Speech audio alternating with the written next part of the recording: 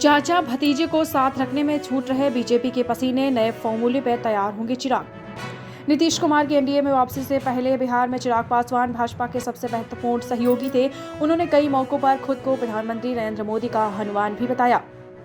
India गठबंधन के शिल्पकार माने जाने वाले नीतीश कुमार के साथ आने के बाद भारतीय जनता पार्टी यानी भाजपा की स्थिति बिहार में तो मजबूत हो गई, लेकिन दूसरे सहयोगियों के साथ सामंजस्य बिठाना चुनौती बन चुका है।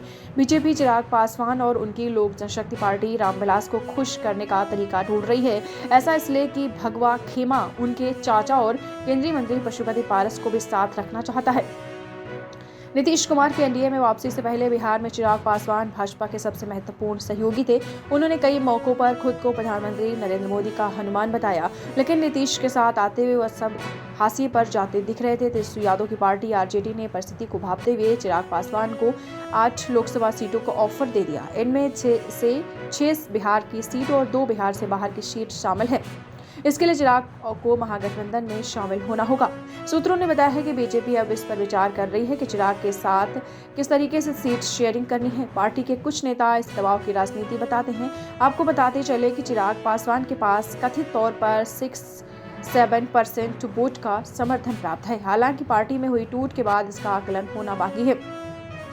राजद के एक नेता ने कहा है कि चिराग और तेजस्वी एक दूसरे का बहुत सम्मान करते हैं। हमारे पास हमेशा उनके लिए एक स्थायी प्रस्ताव रहा है, फैसला उन्हें करना है। लालू प्रसाद और रामविलास पासवान के बीच बहुत अच्छे राजनीतिक संबंध थे।